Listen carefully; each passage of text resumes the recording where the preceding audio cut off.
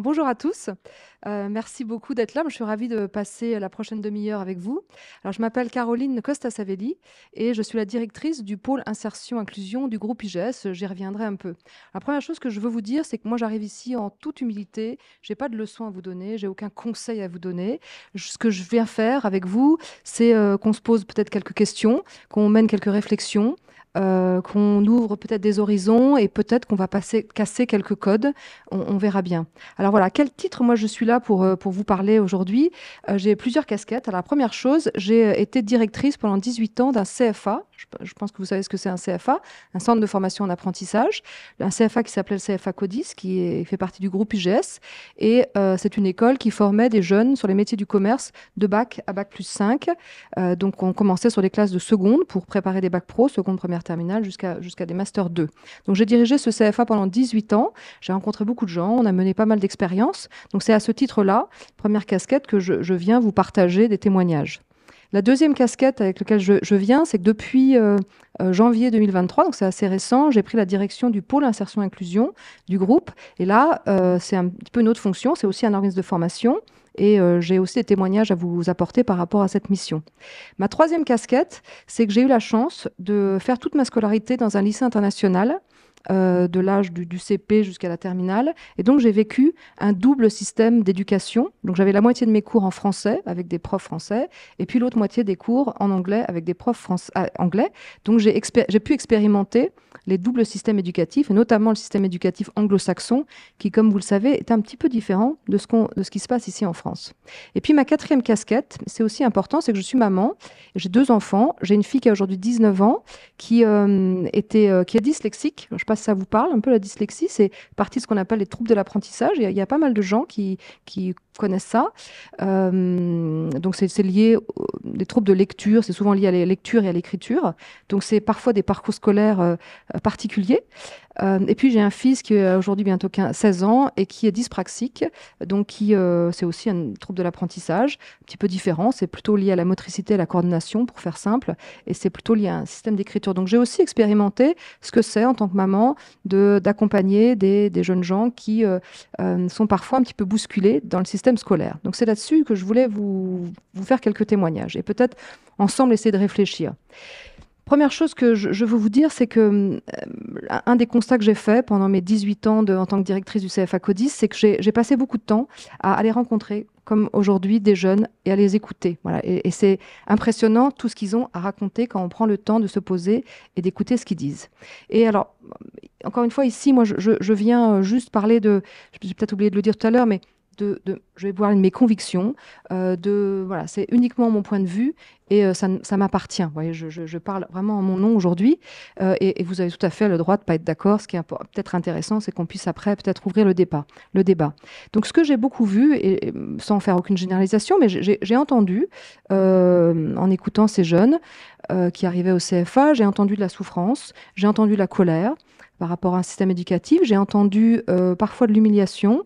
Et en tout cas, j'ai vu pas mal de jeunes gens qui avaient un peu baissé les bras sur certaines choses. Et puis, j'ai souvent entendu cette phrase. Alors, je l'ai entendue au CFA avec les apprentis, je l'ai entendue chez moi avec mes enfants, des phrases « je suis nul »,« j'y arriverai jamais, je suis nul ». Voilà.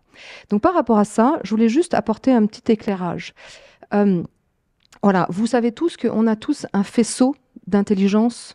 Et on est tous uniques dans notre forme d'intelligence. Donc il y a bien sûr des intelligences qu'on connaît bien et qui sont très développées dans le système éducatif, notamment en France. C'est la capacité à mémoriser, la capacité à résoudre peut-être des choses au niveau mathématique, etc. Mais il y a aussi plein d'autres formes d'intelligence qui sont, à mon avis, dans la vie perso et dans la vie pro, très, très importante. Donc, il y a par exemple cette capacité à vivre quelque chose et à prendre la bonne décision. C'est ce qu'on appelle l'intelligence situationnelle. Il y a la capacité à se connaître et à arriver à gérer ses émotions. Ça, c'est une intelligence super importante. C'est l'intelligence intrapersonnelle. Il y a la capacité à interagir avec les autres, à embarquer les gens, à donner envie. Ça, c'est aussi super important. C'est une forme d'intelligence très précieuse. Il y a la capacité, il y a des gens, vous voyez, qui vont voir une activité sportive et qui vont tout de suite comprendre comment il faut positionner, comment il faut faire, et qui vont être très bons en sport. Voilà. Et donc, c'est toutes ces formes d'intelligence qui sont importantes. Mais effectivement, dans le système scolaire, dans le système éducatif, notamment en France, on va être évalué sur un nombre très restreint d'intelligence. Et donc, si vos forces à vous, elles sont un peu ailleurs, eh ben, effectivement, ça donne du décrochage, parce que c'est une réalité en France, et ça donne ce sentiment d'être nul qui parfois peut vous accompagner tout au long de votre vie d'adulte. Alors que ces autres formes d'intelligence, elles sont hyper importantes, et notamment dans la vie professionnelle. Donc moi, j'avais vraiment envie de vous faire ce retour, ce témoignage, parce que je rencontre beaucoup d'entreprises dans le cadre de mon métier depuis très longtemps. Et moi, je rencontre des entreprises qui me disent, mais moi, je m'en moque du diplôme, hein, de s'ils ont été premiers de la classe, quelles notes ils ont eues, etc. Ça vous accompagne longtemps, mais les entreprises, c'est pas le sujet. Elles, ce qu'elles me disent, c'est qu'elles ont envie, encore une fois, ça dépend peut-être des secteurs d'activité, des métiers, il faut nuancer, etc. Mais moi, ce que j'entends beaucoup, c'est des entreprises qui me disent, moi, je veux recruter des jeunes gens qui sont bien dans leur basket, qui ont la créativité, qui ont des capacités à interagir avec les autres, voilà, toutes ces intelligences-là qui sont peut-être pas beaucoup développées dans le système éducatif classique. Donc ça, c'est important de se le dire. Oui, ce que je voulais aussi dire par rapport à ce système éducatif, c'est que quand on fait un constat, à l'école, qu'est-ce qu'on vit? On vit le fait qu'on va être assis. Vous voyez, j'ai enlevé les chaises, parce que moi, j'avais pas envie d'être assis, ce que je vous impose là, mais on est assis toute une journée, pendant 6 heures, 7 heures, 8 heures, sur une chaise. On écoute quelqu'un qui parle, qui vous raconte quelque chose qui n'a pas beaucoup de sens pour vous, qui ne résonne pas dans ce que vous vivez aujourd'hui, dans vos réalités au quotidien. Et en plus, c'est une personne avec qui vous n'avez pas beaucoup de liens. C'est-à-dire que le prof, vous ne savez pas pourquoi il est là, vous ne savez pas pourquoi il a choisi ce métier, vous ne savez pas ce qui l'intéresse, vous ne savez pas ce qui le rend heureux. On crée en général, alors il y a toujours ce prof magnifique avec qui vous avez créé un lien dans votre scolarité, mais il y en a assez peu. Il y a plein de gens fantastiques dans le système scolaire, bien sûr, mais en général, c'est ça la réalité qu'on vit pendant très longtemps, c'est d'être assis sur une chaise à écouter quelqu'un qui parle, ça ne fait pas sens et on n'a pas le lien, voyez. Et ça peut être effectivement vécu comme quelque chose de compliqué. Donc ce que j'ai envie de vous faire comme retour, c'est que voilà, peut-être que c'est au système de changer, et c'est en train, je le souhaite, mais cette réalité, elle peut effectivement amener de la souffrance, de la colère, etc. Je voulais juste vous partager un exercice que j'ai fait il y a quelques années au sein de mon CFA. Je suis allée sur toutes les classes, donc ça m'a pris pas mal de temps. Je suis allée passer 2 heures avec tous les élèves, de la seconde jusqu'au bac+5, et je leur ai dit, on va passer 2 heures ensemble, on va faire un exercice. Vous allez tous, chacun votre tour, passer devant le groupe et répondre à 2 questions, raconter un souvenir d'école, bon ou mauvais, raconter un souvenir d'école, et quelle serait l'école de vos rêves. C'était un moment assez incroyable que j'ai vécu, où il y a eu beaucoup de choses qui ont été dites sur les souvenirs d'école, et parfois des choses compliquées à entendre. Donc il y a eu parfois des rires, mais il y a aussi pas mal de pleurs. Et puis, il y a eu des choses absolument incroyables qui ont été dites sur l'école de mes rêves. Alors je vais juste vous faire une petite synthèse. Alors peut-être qu'on va passer au slide suivant. J'ai oublié de dérouler le diapo. Donc sur le slide suivant, je vous ai juste mis effectivement une photo des intelligences multiples. Si c'est un sujet que vous avez envie de creuser, n'hésitez pas. Il y a plein d'ouvrages là-dessus. Le plus connu, c'est Howard Gardner, qui a effectivement commencé à réfléchir il y a pas mal d'années sur ces phénomènes d'intelligence multiple.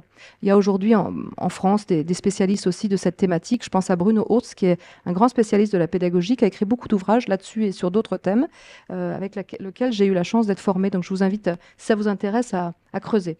On va passer à la slide suivante. Alors, on ne voit pas très bien, c'est pas grave, je vais vous le commenter, parce que après ces ateliers avec toutes ces classes, on a fait un panneau pour récapituler tout ce que les jeunes gens avaient dit sur ça serait quoi l'école de mes rêves. Donc je vous le dis en quelques mots. Peut-être ça va résonner pour vous.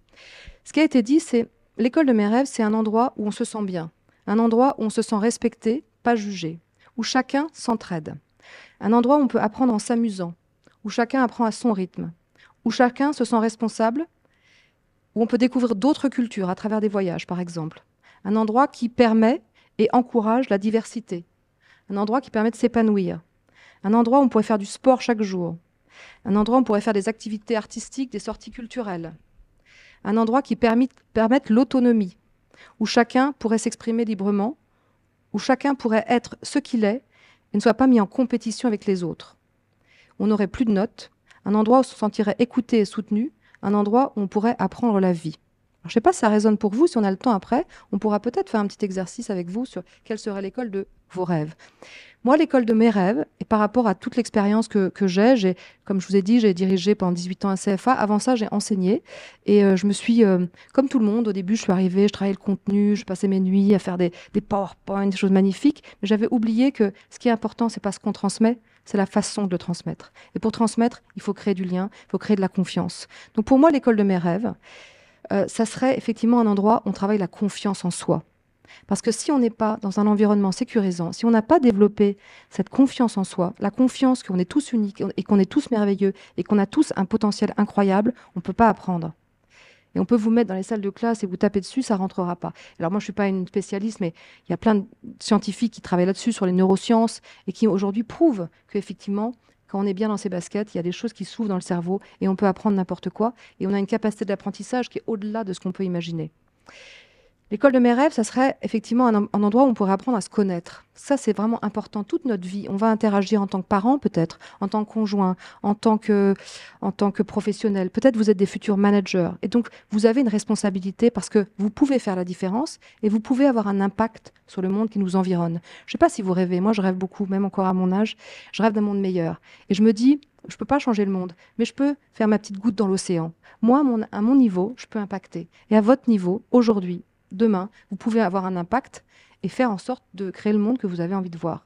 Donc si vous êtes des futurs managers ou même en tant que collaborateur, dans votre façon d'interagir avec les autres, parce que vous savez, vous avez appris à vous connaître, vous avez appris vos points forts, vous avez appris vos fêlures, vos faiblesses et vous savez les gérer, et ben vous serez en capacité à interagir dans un contexte de bienveillance avec les gens. Et c'est ça l'impact que vous pourrez avoir en tant que manager ou en tant que parent ou en tant qu'ami sur le monde. Donc un endroit où... Ce que je veux vous dire, c'est que ça, c'est pas inné, ça s'apprend. Voilà, ça s'apprend. Il y a des techniques. Un endroit où on pourrait apprendre à gérer ses émotions, à développer son intelligence émotionnelle. Vous avez peut-être entendu parler de ça. On pourrait apprendre à développer ses qualités de cœur. Parce qu'au final, c'est ça qui fera la différence. Parce que vous êtes là, effectivement, vous posez des questions sur votre avenir, je l'entends bien, sur quelles études je vais faire, etc. Mais au final, la question, c'est, peut-être qu'on a tous envie de se poser, c'est comment on apprend à être heureux. Un endroit où on pourrait développer le sens de l'effort, ça me paraît important. Voilà, on ne peut pas avoir de bienveillance, il n'y a pas de l'exigence. Donc, ça s'apprend aussi, le sens de l'effort. Mais pour apprendre ça correctement, il faut être dans un environnement sécurisant. Il faut se sentir en sécurité, il faut avoir le droit de se tromper, il faut être dans un endroit où on ne se sent pas jugé et on apprend en mettant un genou à terre et en se relevant. Et on apprend en sortant de sa zone de confort. Parfois, il faut des gens qui vous bousculent un peu. C'est très important, ça, apprendre à sortir de sa zone de confort. Un endroit où on pourrait, donc je l'ai dit, interagir avec les autres, apprendre à s'exprimer, parce que ça aussi c'est super important, d'arriver à dire ce qui ne va pas. Bon, ça en général en France on sait très bien faire, mais aussi apprendre à dire ce qui va. Voilà. Et il y a des techniques, je ne sais pas si vous avez entendu parler de la communication non violente, la psychologie positive. Il y a plein d'approches qui permettent d'apprendre à mieux interagir avec soi et avec les autres. Et puis, pour moi, l'école de mes rêves, ça serait un endroit où on pourrait développer sa conscience. Vous voyez, on parle de planète, etc. Donc, un endroit où on puisse réfléchir tous ensemble, avoir des réflexions sur le monde qui nous environne et sur notre impact sur le monde. L'école de mes rêves, c'est aussi un endroit où on pourrait travailler toutes les dimensions de son être. On est une tête, et à l'école, on travaille beaucoup ça, mais on est aussi un corps. Donc, travailler le sport, vous avez entendu ce que les jeunes disaient du sport chaque jour, travailler ses qualités humaines, c'est des choses vraiment essentiel. Alors peut-être que tout à l'heure, je reviendrai sur un projet qu'on a mené au sein du CFA Codis que j'ai piloté je regarde le temps, pendant un certain nombre d'années. Mais tout d'abord, je voudrais qu'on visionne une vidéo. Alors la vidéo, elle est sur une école, je ne vous en dis pas plus. Elle est en anglais, je suis désolée, elle est sous-titrée en anglais. J'ai pas la version anglaise, mais la version française. Voilà, je vous laisse vous imprégner de cette ambiance et de toute façon, après, on va la décrypter ensemble. Je vous laisse découvrir cette école. What if there was a school with no classrooms? No tests. No homework. No principal. What if I got to hire my own teachers? Inside how much they got paid. What if we got to make the rules? And then pull them. I make a motion to add a lot. What if I could be outside all day?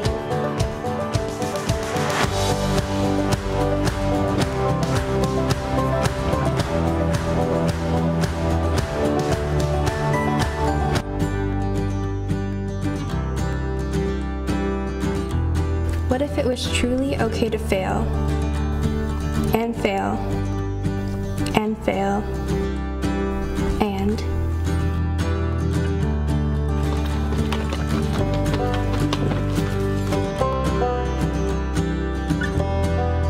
What if I was trusted to know what's best for myself? 自分のクラスを作れたとしたら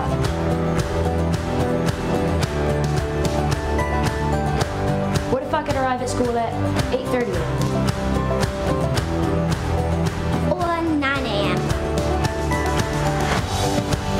or 11 a.m. What if I could practice all day? All day. All day. All day. All day. All day. What if the only person evaluating me was me? What if I could be myself? Accepted and respected. With no questions asked. At the Hudson Valley Sudbury School, these are realities.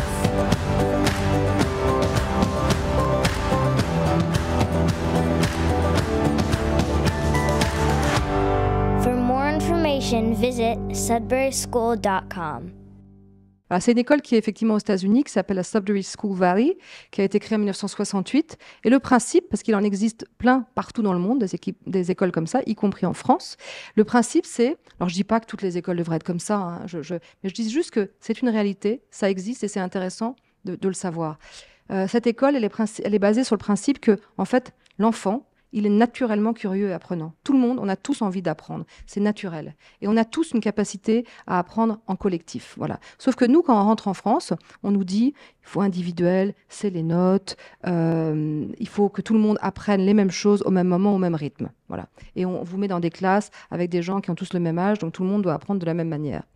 Peut-être qu'il y a une autre façon d'apprendre. Donc, dans ces écoles, c'est un extrême, hein, j'entends bien, mais dans ces écoles, eh ben, on confie la responsabilité à l'enfant de sa propre éducation. C'est-à-dire que l'enfant, il apprend ce qu'il veut quand il veut. Il n'y a pas de cours, il y a des profs, mais les profs sont des accompagnants, mais pas du tout des juges ou des gens qui viennent vous faire des cours descendants.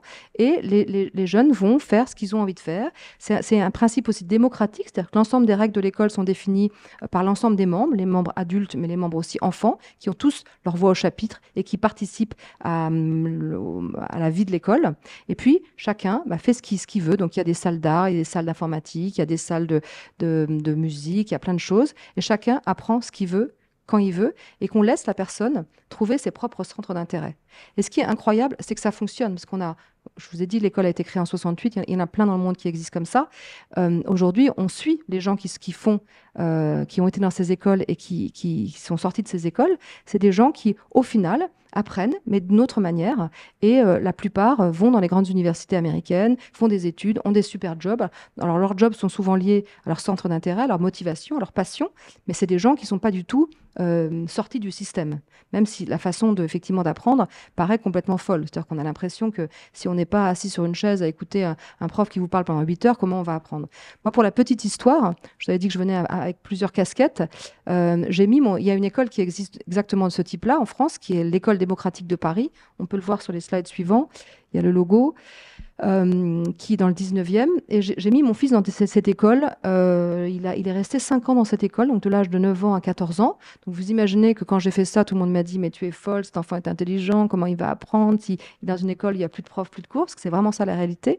Et en fait, après 5 ans d'expérience, je vois que mon fils, il sait plein de choses. Il sait beaucoup plus même de choses que moi. Il a une culture générale incroyable.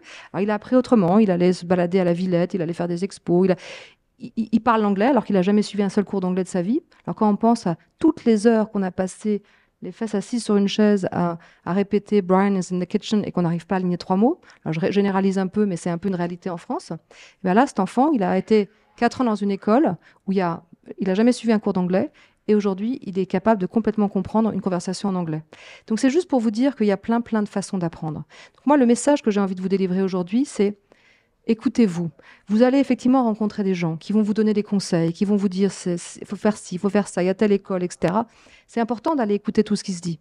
Mais ce qui est important, c'est de vous écouter vous. Voilà. Il n'y a que vous qui sait ce qui est bien pour vous. Moi, c'est ça le message que j'ai envie de vous délivrer. Il n'y a que vous qui sait ce qui est bien pour vous et personne d'autre. Et ce qui est bien pour toi n'est pas forcément bien la même chose pour toi. On a tout notre chemin. Et ce qui est important, c'est que chacun puisse entrer en connexion avec ça et découvrir quel est son propre chemin. Il y a plein de réalités possibles. Alors, oui, j'avais prévu de vous parler de ça, mais je ne sais pas si j'ai le temps. Peut-être quelques mots sur un projet qu'on a développé au sein du CFA que j'ai dirigé, qu'on a appelé le projet BAC. On avait des jeunes qui étaient sur les classes de seconde, première, terminale, qui préparaient un Bac Pro, où il y avait effectivement beaucoup de retard, beaucoup d'absentéisme et beaucoup de problématiques de comportement. Ce que je comprends, moi, vous me demandez de rester assis sur une chaise 6 heures par jour à écouter quelqu'un qui me raconte quelque chose qui n'a pas de sens pour moi, je vais vite devenir agressive. Donc on s'est dit, il faut qu'on change tout. Donc il y a quelques années, on a lancé ce fameux projet BAC. On a dit, il n'y aura plus un seul cours descendant. Bien sûr, vous allez préparer un bac, vous allez le passer et vous allez l'avoir, mais on ne vous fait plus un seul cours descendant et on va travailler 100% en mode projet. Alors vous imaginez quand on a lancé le projet, tout le monde disait, mais tu t'es folle, tu te rends compte, ils ont un bac à passer. On y est allé. Et aujourd'hui, on a plus de 5 ans de recul sur ce projet. Donc le principe, c'est qu'il y a une ville. Et dans la ville, alors je crois qu'on voit un peu, les slides sont pas terribles, mais il y a une ville, et dans la ville, il y a une école, un centre commercial, un aéroport, il y a plein de choses. Et dans la ville, il se passe plein de choses. Et donc quand les élèves arrivent le lundi matin, on leur dit, voilà, là, il y a eu un problème dans la ville, vous allez vous mettre en petits groupes et voilà, résoudre ce problème. Donc je donne juste un petit exemple. Dans le programme de Bac Pro, il y a un module qui s'appelle prévention, santé, environnement. Où ils doivent apprendre des choses sur la nutrition. Donc d'habitude, il y a un prof qui vient et qui leur dit la nutrition, c'est ci, ça, il y a les protéines, les vitamines, bref. Et là, on leur dit, écoutez, dans l'école de la ville, les parents d'élèves sont venus se plaindre en disant que les menus de la cantine n'étaient pas assez équilibrés. Il faut trouver des solutions. Donc les jeunes vont aller chercher sur Internet, c'est quoi un menu équilibré, c'est quoi une protéine, c'est quoi je ne sais pas quoi. Ils vont faire la recherche ensemble avec le formateur qui est là pour les aider à trouver les bonnes informations. Et puis après, on va aller jusqu'à la scénette, la restitution. Donc non seulement on va chercher soi-même l'information, ce qui est beaucoup plus intéressant que d'écouter quelqu'un qui vous raconte et que vous ennuyez, de toute façon, au bout de 10 minutes, vous pensez à autre chose. Et puis après, vous allez ancrer l'information en la restituant. Donc là, après, on fait une scénette où il y a un élève qui joue, plusieurs élèves qui jouent les parents d'élèves pas contents, il y en a un qui joue le directeur de l'école, et puis il y en a un certain nombre qui jouent les consultants qui viennent expliquer, qui viennent leur faire part de leurs propositions de menus plus équilibrés. Voilà, c'est juste une façon d'apprendre qui est différente, ça revient au même, et en même temps, ça change tout. Parce qu'au bout de quelques mois, on n'avait plus de retard, on n'avait plus d'absentéisme, on n'avait plus de problème de comportement. On a 2 personnes qui sont parties du projet, qui ont quitté notre CFA, des gens qui étaient anxieux, qui avaient besoin d'une approche plus académique et qui avaient peur qu'ils ne soient pas assez bien préparés au bac. Donc ils sont partis parce qu'effectivement, ce qui est important, à mon sens, c'est pas qu'il y ait une bonne solution. Il n'y a pas une bonne solution, il n'y a pas une bonne école, il n'y a pas une bonne manière d'apprendre. En fait, ce qui est important, c'est qu'on vous propose une diversité de choses et que vous trouvez ce qui est la méthode et l'endroit qui est bien pour vous. L'endroit où vous allez vous sentir bien, où vous allez bien apprendre. Et donc, le constat de ce projet, c'est qu'on a eu beaucoup plus d'engagement de la part des jeunes et qu'au bout de 3 ans, on a eu des taux de réussite aux examens au bac qui étaient excellents, voilà, avec aucune rupture et très, très peu de désengagement. Donc ça, c'était juste un petit exemple pour illustrer qu'il y a plein de façons de faire autrement et qu'on n'est pas obligé de se résigner à vivre à quelque chose si vous sentez que ce n'est pas la bonne chose pour vous. On va enchaîner... que je suis un peu partie. Oui, ce que je voulais vous dire aussi, ça c'est important, c'est quand j'ai présenté ce projet aux entreprises partenaires, dans un CFA, on travaille avec plein d'entreprises, bien sûr, les entreprises partenaires, autant ils pouvaient avoir un peu de résistance de la part du système institutionnel, bien sûr, au démarrage, mais les entreprises partenaires ont tout de suite compris l'intérêt du projet et tout de suite nous ont dit, mais c'est extraordinaire, nous on vous épaule et on vous accompagne pleinement sur ce projet.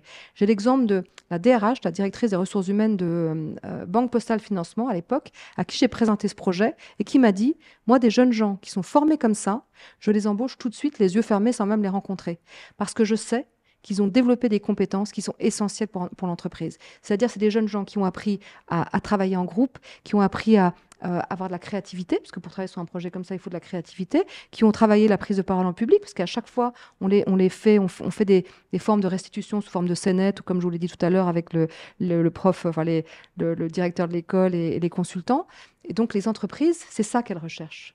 Voilà. Donc, c'est important de faire le lien avec ça. Donc je vous ai mis une petite phrase, c'était un petit peu provoquant, mais j'aime beaucoup. C'est tiré d'un livre que j'aime beaucoup, qui s'appelle, peut-être que vous l'avez rencontré, qui s'appelle L'enfant, la taupe, le renard et le cheval. Si vous avez l'occasion de regarder ce livre, il est magnifique. Et j'aime bien cette idée de, je me demande s'il y a des écoles pour désapprendre.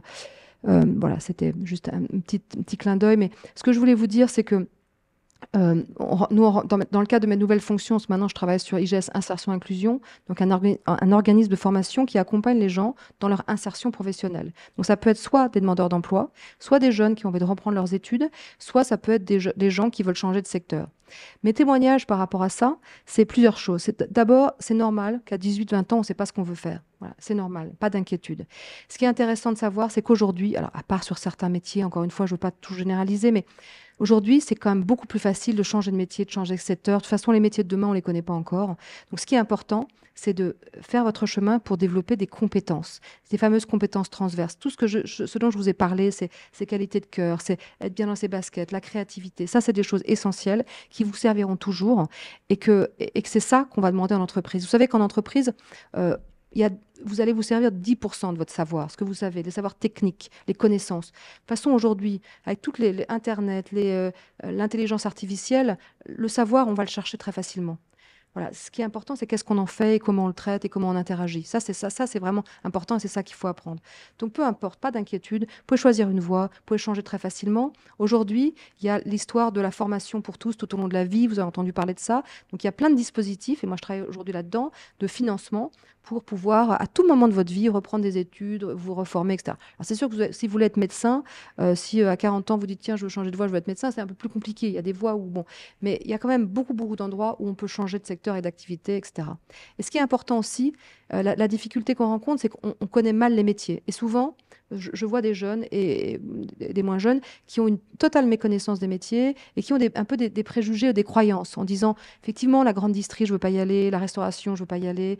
Donc, c'est des secteurs qui recrutent beaucoup. Alors, je comprends, les conditions de travail, on travaille beaucoup, etc. Et en même temps, nous, on a plein d'exemples de gens qui sont allés un peu à reculons, de jeunes gens qui sont allés un peu à reculons dans ces secteurs-là, dans ces métiers-là, et puis qui, tout d'un coup, qui découvrent qu'on leur fait confiance, on leur confie des responsabilités, il y a un travail d'équipe, et puis il y a des évolutions rapides, super intéressantes. On en retrouve quelques-uns, pas mal, qui quelques années après deviennent directeurs de magasin, ont des responsabilités et se sont complètement épanouis dans ce métier. Donc c'est important d'aller rencontrer des gens, de creuser et peut-être de temps en temps abaisser ses peurs et faire tomber ses préjugés. Voilà. Et ça c'est de part et d'autre. Hein. C'est-à-dire que vous êtes des jeunes, vous êtes sûrement en train de vous questionner sur votre avenir, mais pour les entreprises aussi, c'est intéressant. Je pense qu'il y a un vrai travail d'accompagnement aussi pour dire aux entreprises, il faut faire tomber les préjugés, voilà, aller voir la personne, son potentiel, et au-delà des apparences ou des croyances. Il y a un gros travail de fond à faire de leur côté, et c'est ce qu'on fait aujourd'hui. Je regarde un peu mes notes, j'avais plein de choses à vous dire, mais voilà, je crois que je vais terminer là-dessus, je crois qu'on est vraiment dans le timing. Ce que je voulais juste vous dire pour terminer, je reviens là-dessus, c'est encore une fois, faites-vous confiance. Il y a peut-être une dernière slide avec une petite citation que j'aime bien aussi, on va finir là-dessus. Parfois, on se laisse un petit peu embarquer dans ses peurs. Moi, ce que j'ai envie de vous dire, c'est travailler sur vos rêves. Voilà. Osez rêver, osez être vous-même, osez croire en vous. Vous êtes des gens formidables. On est tous des êtres uniques et merveilleux, avec un potentiel incroyable. Et parfois, il faut juste prendre le temps d'avoir un chemin pour révéler ce potentiel. Voilà. Et c'est ça qu'on essaye de faire, en tout cas, au quotidien. Et c'est ça que je vous souhaite, d'avoir un joli chemin qui sera le vôtre. Voilà. Et accrochez-vous à vos rêves. Merci beaucoup.